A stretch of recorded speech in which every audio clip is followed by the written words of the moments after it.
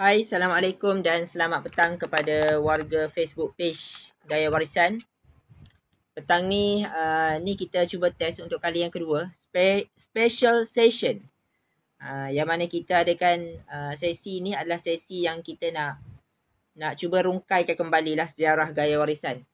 Dan saya jemput ni adalah orang yang berkelayakan untuk share ilmu-ilmu ataupun untuk share pengalaman-pengalaman yang ada sepanjang Gaya Warisan bertapak dalam industri lah. Kan? Mungkin nanti dia boleh share sedikit. Dan tadi kami dah test dah. Kita cuba tadi so far line tu okey. Jadi kita harap line kali ni juga okey. Dan siapa yang join sesi ni, anda boleh klik button share. Anda boleh komen, bagi tahu anda tengok live ni daripada mana. Dan kita harap sesi petang ni akan berjalan dengan lancar. Sebab saya pun tak sabar nak rungkaikan benda-benda yang menarik sepanjang sejarah Gaya Warisan.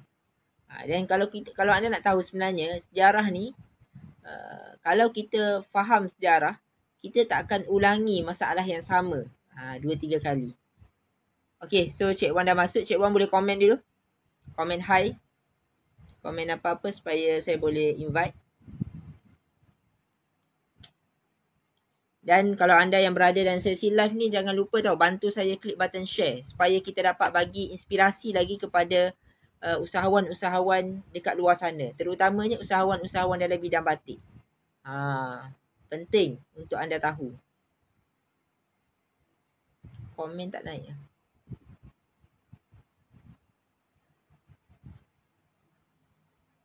Okay, kita cuba. Kita harap sesi petang ni dapat berjalan.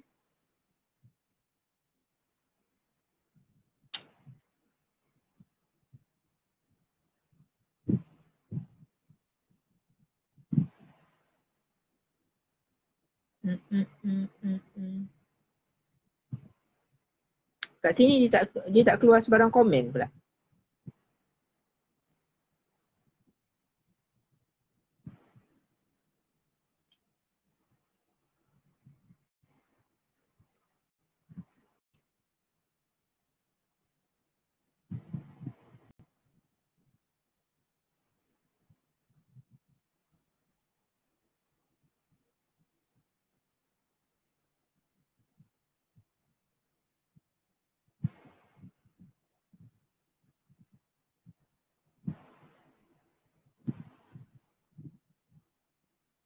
Cuba sekali lagi.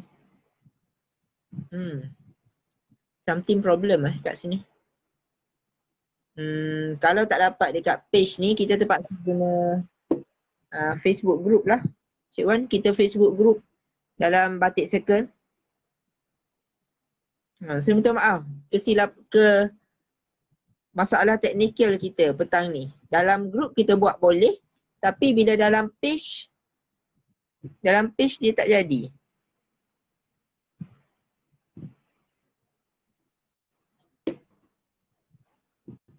Okey, test.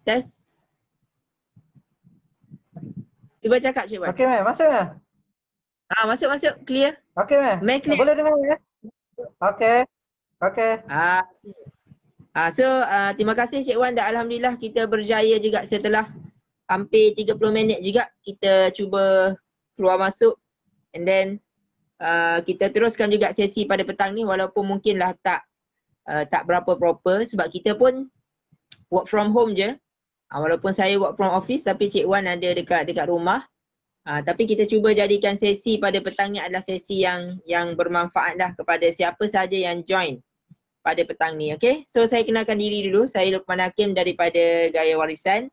Dan kepakaran Gaya Warisan adalah kita bantu anda, khususnya wanita yang berada dekat luar sana untuk kelihatan cantik dengan peragakan batik lukis Kelantan. Ingat batik, ingat Gaya Warisan. Di samping tu juga, saya juga berperanan untuk bantu usahawan-usahawan ni jana pendapatan melalui platform Batik Circle lah ataupun platform kita wujudkan platform tu untuk ejen dan dropship kita. So insyaAllah kalau anda ejen dan dropship Gaya Warisan ataupun yang nak jadi ejen dan dropship Gaya Warisan, kita akan duduk dalam satu grup dan sayalah yang bertanggungjawab untuk handle. Okey, saya jemput Cik Wan, boleh kenalkan diri dulu untuk as a starting kita pada petang ni. Okey, saya Yus Izwan dan saya telah berkhidmat dalam gaya warisan ni 10 ke 15 tahun lebih kurang macam tu lah. Dan saya masuk ke gaya warisan pada tahun 2021 deh. Saya pun tak ingat 10 tahun dulu. Dia 2012. Lebih kurang macam gitulah. Maksudnya 2001. 2001. oh 2001 lagi Cik Wan masuk. 2001 lah. Dekat kedai Oh, Sikit jadi Rahim dulu. kalau 2001 maksudnya ini tahun 2021. Dah 20 tahun dah, betul tak Cik Wan? Lebih kurang lah. Kan. Kalau ikut 20 tahun. Tapi gaya warisan sendiri sebenarnya bukan 20 tahun. Lebih daripada itu kan? Ya betul, kalau ikut ceritanya memang kalau kira mana-mana perniagaan pun dia bermula dari kecil. Kalau apa saya tahu daripada pengasas gaya warisan tu Haji Rozman tu, gaya warisan asalnya kalau dekat Kuala Lumpur, kita tak cerita dekat Kelantan lah. Kalau dekat Kuala Lumpur tu 1988 dekat Medang Mara. Kita sewa lot kecil aja dekat Medang Mara tu. Sebelum Cik Wan start cerita ni, anda yang ada dalam live gaya warisan ni, anda boleh klik button share supaya ramai lagi orang tahu kisah-kisah ni. Sebab saya dapati ramai follower-follower gaya warisan dia orang tak tahu yang gaya warisan ni, dia orang tahu dah ada. Tengok-tengok dah ada dekat Jalan Tar. Jadi ni kita bawakan special lah, special session. Kita nak tahu sedikit macam mana permulaan dia. Dan maksudnya sebelum Cik Wan ada di dalam gaya warisan, waktu Cik Wan ada di gaya warisan, dan nanti mungkin kita akan masuk ke sekarang macam mana di gaya warisan. So kita boleh start dengan permulaan dulu. Boleh sambung yang kisah Cik Wan tadi. Kita ingat dulu pada mula-mulanya asalnya Encik Rozman, Haji Rozman sekarang ni, dia asalnya dia bermula dekat Medan Mara. Dan dia buat Medan Mara tu macam store je. Store, dan dia bawa barang-barang dari Kelantan. Macam kadang-kadang kalau dulu tu barang dari Atau Panjang, baju, slipper, dia bawa datang KL, dia ditolak dekat situ. Dan pada sampailah tahun 1996 barulah masa tu batik tengah naik, tengah berkembang. Encik Rozman sewa pula dekat lot di Akid Malaysia. Dan pada tahun 99 barulah kita masuk ke Gaya Warisan Collection di Jalan Tunku Abdul Rahman. Dan menyewa kedai di lot yang sekarang ni Sikit Rahim duduk. 99. Dan di situlah memang masa tu memang kita expand betul-betul lah. Kalau kat sini Insaf lah Cik Wan kan? Insaf lah yang orang kenal. Dia sebelah restoran Insaf. Masa tu memang kita sewa yang 3 tingkat lah. Kita 3 tingkat memang semua lot kita guna lah. Sebab masa tu memang kita nampak potensi batik tu. Tapi kita tak bermula dengan besar juga. Kita bermula dengan kecil. Duduk dekat Akid dulu. Selama beberapa tahun baru kita pindah ke kedai besar. Setelah kita lihat potensi dan market batik yang begitu besar sekali. Okey Cik Wan, dalam pada Cik Wan cerita tadi saya dapat beberapa poin. Yang mana besar tu dia tak akan tiba-tiba besar. Dia pastinya pada dulu macam mana kita dari Medan Mara and then datang ke Jalan Tar kita tak duduk dekat tempat yang kita berada sekarang, tapi kita duduk dekat apa tadi, dekat Sikit Rahim ataupun sebelah dekat Akid dulu. Akid dulu. Okey. Kalau Cik Wan boleh share lah macam mana cara perniagaan kita pada waktu tu yang Cik Wan tahulah. Maksudnya kan kita sekarang kalau dekat Jalan Tar ni kita mostly macam, sebab orang yang walk in biasanya ramai. Ni sebelum PKP lah kita cerita. Orang yang walk in ramai. So kita pun biasa kita tunggu dan ramai customer kita yang dah sedia ada dia kenal kita. Tapi sebenarnya waktu kita dekat Akid ataupun dia sebenarnya macam mana cara kita berniaga pada waktu tu? Orang tak kenal kita lagi, tak ramai lagi. Tapi memang kalau kira kalau dulu tu pun rasanya memang Jalan Tukar Abdul Rahman tu memang pusat kain lah. Memang pusat kain dan dia macam kalau kita kira agak uh, tempat tu memang paling strategik dekat Kuala Lumpur. Jalan Tukar Abdul Rahman. Dan kalau orang nak cari kain memang orang akan datang ke situ.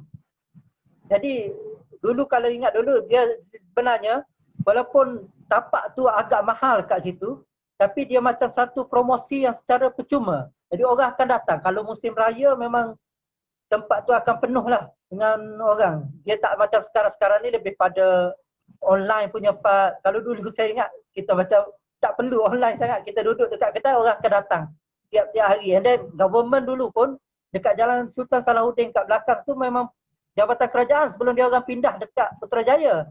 Jadi kalau time rehat, memang orang-orang jabatan kerajaan akan turun ke Jalan Tukar Abdul Rahman tu untuk makan dan memang dia akan singgah lah dekat kedai-kedai kat situ. Masa tahun Jadi 99 macam gitu. pada Masa waktu tu tu Putrajaya tak buka lagi. Putrajaya tak buka lagi. Jadi waktu tu yang ramai kita surf ataupun gaya warisan surf, gaya warisan Bantu adalah sebenarnya penjawat awam. Betul tak Cik Wan? Betul. Betul. Memang mostly memang jabatan daripada pejabat awam lah. And then kita juga masa tu kita dah ambil tempahan-tempahan uniform, kita dah ada kilang. And then memang pejabat awam kalau dia ada function ke, ada program-program memang dia akan datang ambil dekat kita. Sama ada nak seragam ke ataupun nak yang untuk bagi hadiah lah. Macam tu. Okey. Okey Cik. Sebelum kita dikenali oleh penjawat-penjawat awam ni ataupun orang-orang yang sektor government ataupun sektor kerajaan ni, macam mana cara kita buat pemasaran pada waktu tu? Setahu Cik Wan lah. Sebab adakah dari sudut sebabkan batik tu kualiti produknya lain daripada yang lain ke yang menyebabkan orang sekali dia tahu dia akan datang berkali-kali ke, ataupun ada benda lain yang kita buat yang menyebabkan orang semakin hari semakin ramai tahu aktiviti kita? Tapi kalau kira bagi batik ni memang sebenarnya batik ni satu produk yang unik. Saya ingat dulu kita macam kita tidak macam clear sangat apa itu promosi, apa itu marketing punya part. Tapi sebenarnya bila kita mengeluarkan produk batik ni, dia adalah secara automatiknya kita buat promosi sebab batik ni memang satu benda yang unik. Kalau kita duduk situ, orang lain semua dia banyak main dengan produk-produk yang printed punya. Kalau kita pergi sebelah dari Pakistan, dari luar, dari China, dari Korea yang printed punya. Tapi kita pegang pada batik yang kita buat sendiri. Jadi kalau orang datang tempat kita, dia pergi tempat lain dia tak akan jumpa batik yang kualiti sama dengan kita. Tu kelebihan kita punya lah. Macam kita duduk dulu, kalau orang pergi tempat lain, dia kata, nak pergi tengok tempat lain. Bila dia pergi tempat lain, dia akan datang balik sebab dia tahu tempat lain tak ada produk batik yang lukisan tangan, satu design, satu. Jadi macam marketing punya part, kita tak ada pandai sangat macam masa tu. Tapi produk kita yang memainkan peranan, yang buat kita dapat berpegang di situ. Produk kita yang berkualiti tu jadi orang datang balik secara automatik. Itu cerita dia. Ayat tu saya suka. Maksudnya ramai orang dekat luar sana kadang-kadang dia orang fikir apa dia panggil dia ala kadar. Kalau nak keluarkan produk tu ala kadar. So dia fikir harga mainkan peranan. So orang nak murah dia pun murahkanlah harga. Sebenarnya instead of kita nak buat murah, kita juga kena pentingkan kualiti. Sebab terbukti. Betul. Kenapa gaya warisan boleh sustain? Cik Wan dah mention tadi. Gaya warisan yang boleh sustain sebabkan produk yang berkualiti. Kalau orang tu guna sekali, dia puas hati, kita tak panggil dia pun dia akan datang balik. Tu saya nampak lah. Ikut pengalaman kita pun, kalau kita dekat Jalan Tukar Abdul Rahman tu, banyak aja kain-kain meter yang harga RM40, RM30, even RM10 pun ada. Tapi lalas sekali bila orang pakai yang polyester punya, yang kain tu, mungkin akan tak berasa selesa sangat lah. Berbanding dengan batik yang memang kita boleh buat atas kain cotton, ada kain sutera. Jadi kain tu kalau pakai memang selesa lah. Macam tu. Kalau makcik-makcik tu kalau sekali dia pakai sutera, dia tak nak bertukar dengan kain-kain lain tu. Biasa macam gitulah. Ikut pengalaman kita. Betul, menarik. Okey. So tadi saya banyak tanya soalan tu more tu waktu permulaan ataupun waktu awal-awal tu. Okey. Kita nak jadi Cik Wan pula. Bila kita berada dekat jalan tar ni, apa cabaran terbesar yang kita hadapi? Waktu ni kita letak tepi lah PKP. Sebelum PKP, apakah cabaran yang kita hadapi bila mana kita berniaga sebaris dengan peniaga-peniaga yang brand-brand yang besar jugalah, dan ramai orang dah tahu kalau orang datang jalan tar ni, orang nak shopping pakaian, nak shopping barang tekstil. Tapi kenapa gaya warisan tetap jadi pilihan berbanding dengan brand-brand lain? Itulah macam yang saya cerita tadi. Pada akhirnya orang akan pilih kualiti produk tu juga. Walaupun banyak pilihan-pilihan lain di sana tu, tapi last sekali orang akan beli untuk pakai. Kalau dia nak bagi hadiah pun mesti dia nak cari yang kualiti yang terbaik. Kalau government punya untuk bagi hadiah, memang dia akan cari yang dia fikir mesti benda tu boleh pakai lah. Macam tu. Ada cabaran kita kalau masa kita duduk dekat sana dulu, cabaran yang paling besar. Tapi kalau bukan kita lah, kalau retail-retail lain pun, masa kita mula-mula duduk dulu, dia kadar sewa dekat sana tu agak mahal sikit lah. Agak mahal sikit, walaupun jualannya tinggi, kadar sewa dia tu agak mahal. Sehinggalah pada satu masa tu Haji Rosman dia fikir tak boleh dah sewa. Bila kita menyewa, dia akan ada macam term. Maksudnya 3 tahun, 5 tahun, maksudnya 3 ke 5 tahun tuan milik bangunan tu akan tengok balik, dan dia akan, kalau dia tengok kita dapat survive, dia akan naikkan kadar sewa 10%, 5%, 10% setahun. Macam tu. Sampai satu masa kita sewa tu hampir 50,000 macam tu. Jadi sebab bila sewa tu terlalu tinggi, tu jadi kita macam goyang sikit lah. Macam tu. Okay, Cik Wan, kalau kita tengok bila kita berada dekat area jalan tar ni, saya dimaklumkan juga yang kita ada bila kita dah duduk dekat jalan tar, kita ada buka juga macam cawangan-cawangan kecil. Jadi kalau Cik Wan boleh share, kat mana lagi yang kita pernah buka sebenarnya kedai-kedai gaya warisan ni? Kalau kira dulu dekat Kelantan memang kita dah ada. Dulu dekat Kota Baru. Lepas tu kita pernah buka dekat Maidin Mall USJ Subanjaya. Kalau orang yang biasa situ, tahun 2006. Tahun 2006.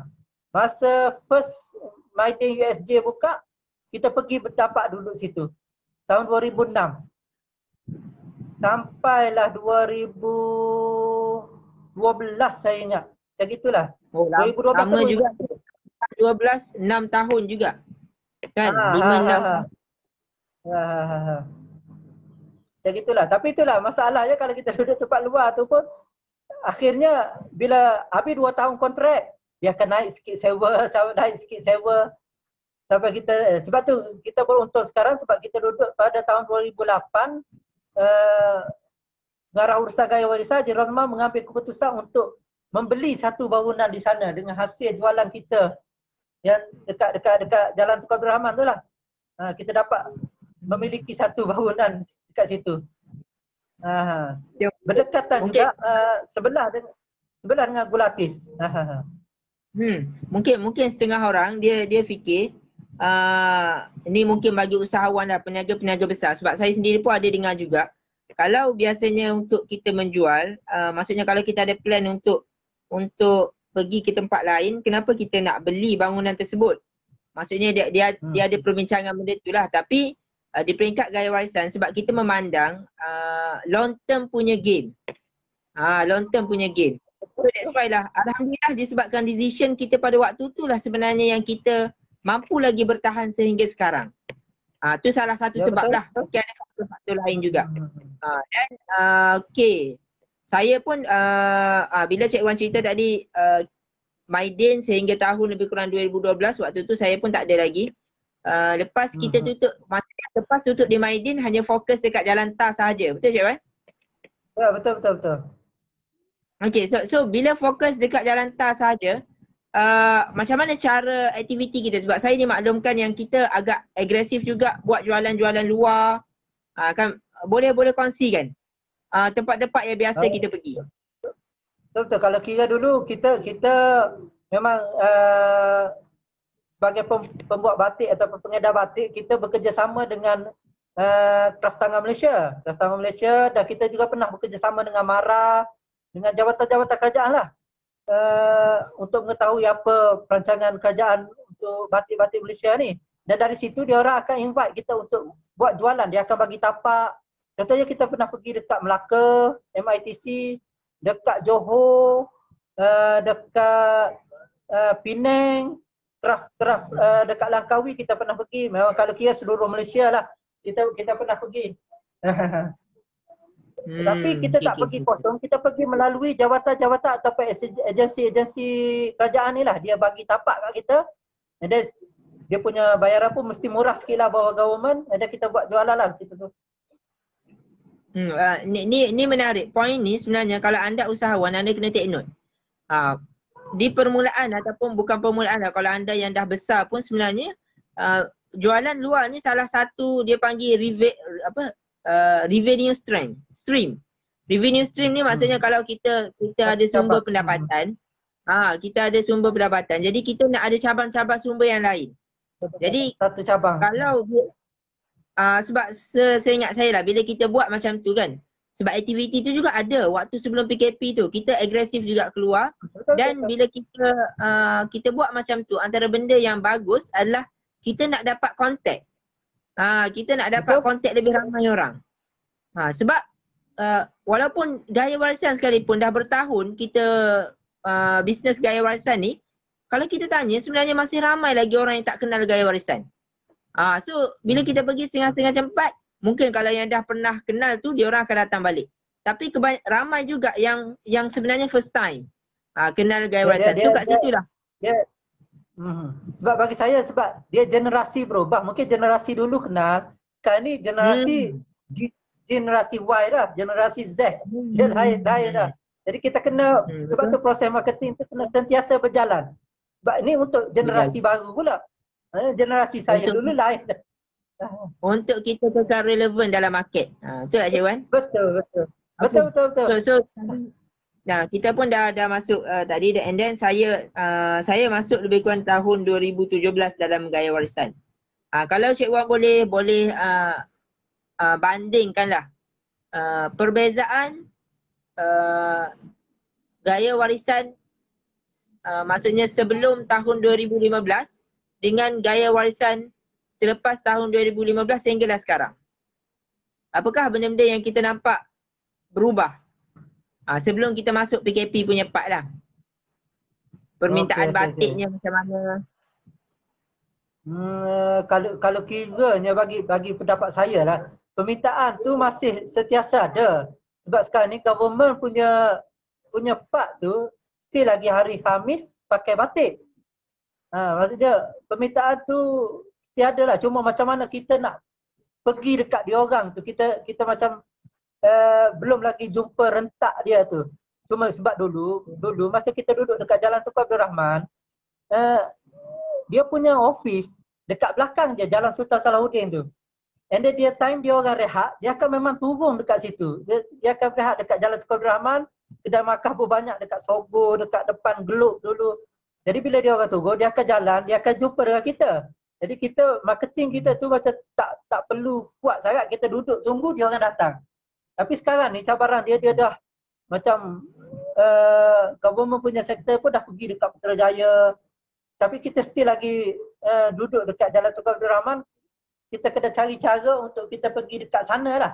Untuk kita pergi sampai balik Pejabat Awam tu dekat Putrajaya sana. Okey.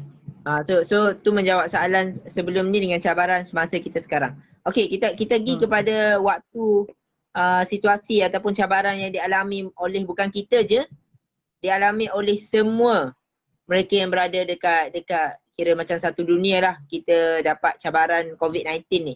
Okey, apakah yang Cik Wan boleh nampak perbezaan orang ataupun perbezaan bisnes dulu dengan sekarang ataupun sebelum PKP dengan bila start PKP tahun lepas bila ada coronavirus? Okey. Kalau kira bagi saya lah, gaya warisan punya dia panggil main cara distribution channel dia, part business dia lebih pada retail 100% menggunakan kedai.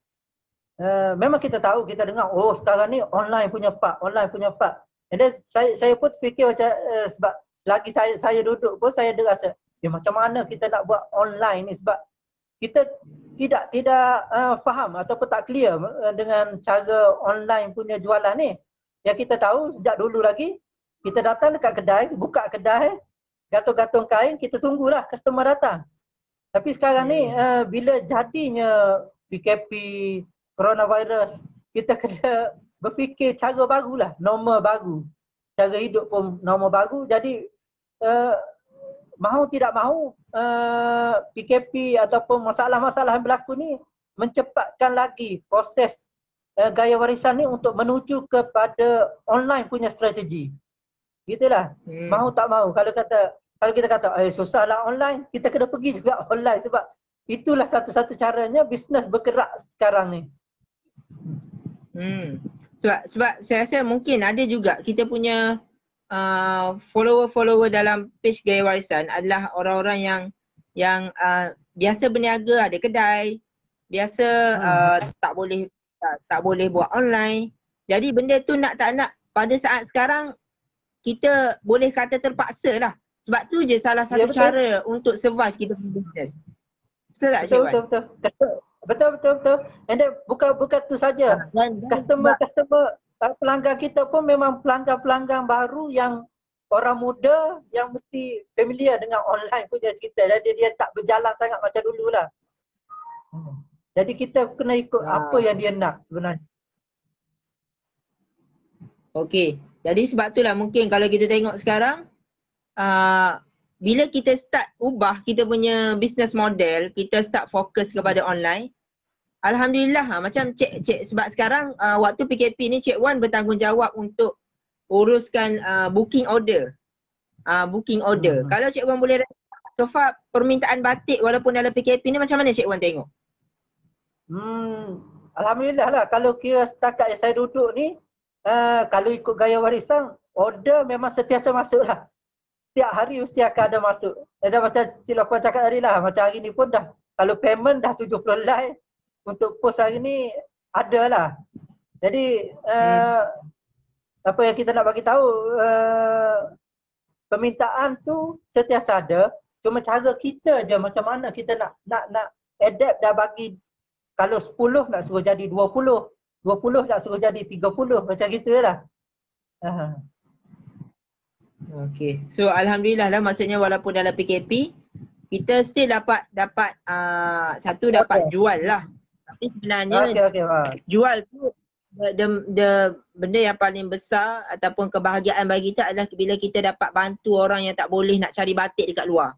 Kat luar sana. Dan kita pun tahu strength kita, walaupun kita kata kita jual batik, kita tak nafikan pun ramai lagi orang lain yang jual batik kat luar sana.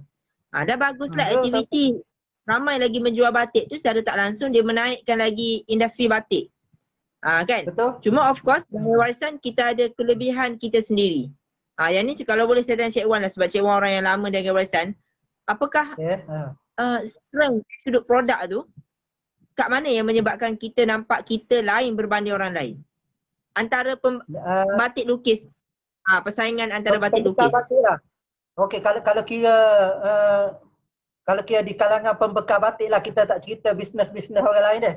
Kalau kira pembekal batik ni, kelebihan gaya warisan ni, satunya adalah kita duduk di dekat pusat bandar, Jalan Kuala Lumpur. Kalau pembekal batik lain, dia orang biasa, tak naklah datang duduk dekat KL ni. Sebab dia orang fikir, Allah susah nak duduk dekat KL, dia lebih selesa duduk dekat Kelantan lah. Suasana kampung apa semua. Tapi kita macam berkorban sikit lah. Gaya warisan datang dekat KL ni supaya kita dapat pasaran yang lagi luas. Sebab tu saya rasa kita dapat survive.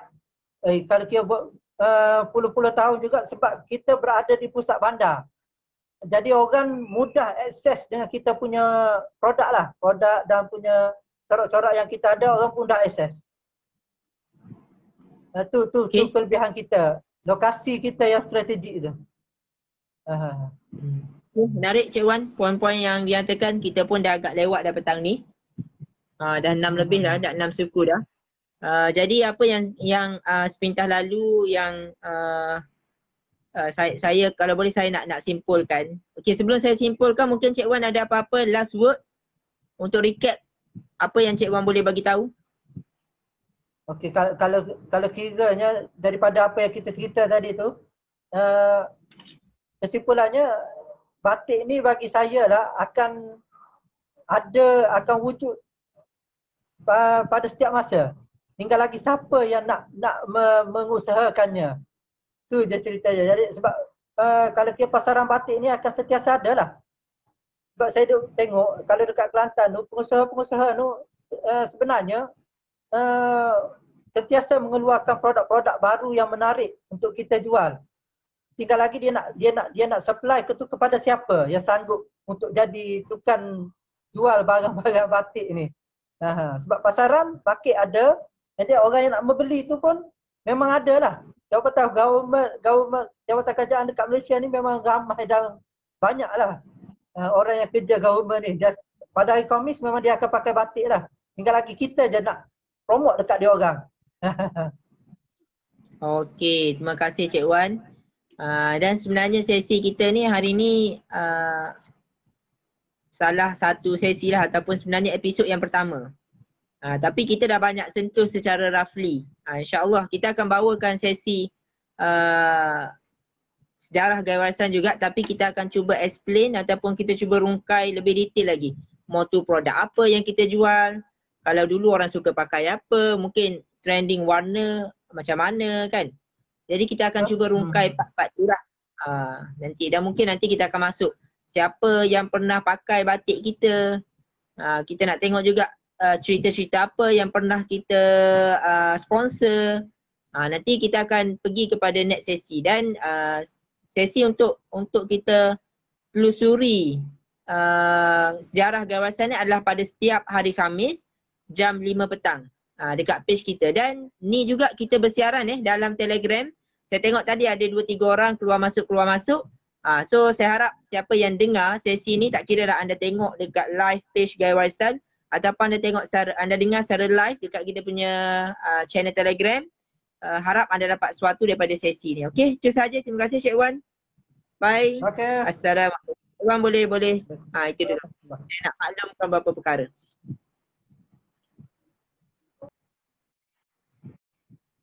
Okey, so saya ucapkan terima kasih kepada Cik Wan dan anda yang mana berada dalam Facebook page Gaya Warisan ni. Tadi apa yang kita kongsikan adalah real story. Walaupun sebenarnya kalau kita ada banyak lagi, panjang lagi masa, bolehlah kita rungkaikan lebih lagi. Tapi tadi kita bagi secara ringkas, alhamdulillah kita dapat gambaran lah macam mana Gaya Warisan tu daripada kita yang kecil sehinggalah kita yang besar sekarang. Dan mungkinlah sebenarnya bagi founder Gaya Warisan, gaya warisan, batik gaya warisan ni bukan dia panggil main revenue stream ataupun bukan punca utama lagi yang kita buat. Sebab alhamdulillah kita pun ada property kita, ada penyewa-penyewa yang kita sewa. Tapi disebabkan kalau dia panggil konsep macam ni, kalau tak ada orang peniaga batik yang berjuang memperjuangkan batik Malaysia, kita nak harapkan siapa lagi yang berada dekat KL ni. Lebih-lebih lagi dekat pusat bandar. Lebih-lebih lagi dekat pusat bandar. So kalau dia jadi konsep dia fardu kifayah. Jadi bila fardu kifayah ni, kalau orang lain tak buat, dia akan jatuh dosa kalau kita juga tak perjuangkan benda tu. Jadi sebab tu lah alhamdulillah sehingga sekarang kami di Gaya Warisan tetap berjuang untuk memastikan mereka yang dekat luar sana dapat peragakan batik yang eksklusif ataupun batik yang berkualiti. Terutamanya daripada kilang Gaya Warisan sendiri dah. And then yang terbaru, kita wujudkan sistem agent. Sistem batik circle ni kita wujudkan sebab apa? Sebab dalam PKP ni ramai orang respon ataupun komen bagi feedback mereka nak jana pendapatan dalam PKP ni. So that's why lah kita wujudkan sistem batik circle ni. Alhamdulillah sehingga sekarang kita dah bantu ramai orang. So kalau ada antara anda yang nak dibantu juga, insyaAllah anda boleh PM dengan mana-mana leader kita ataupun messenger kita. Instagram ada, Telegram ada, WhatsApp ada. Kat mana-mana je, insyaAllah kami akan cuba bantu anda. Okay, jangan lupa sesi kami yang menarik adalah pada malam esok dan malam lusa. Kita ada sediakan hadiah-hadiah menarik dan aktiviti-aktiviti yang menarik. Okay, jumpa anda lagi. Bye. Assalamualaikum.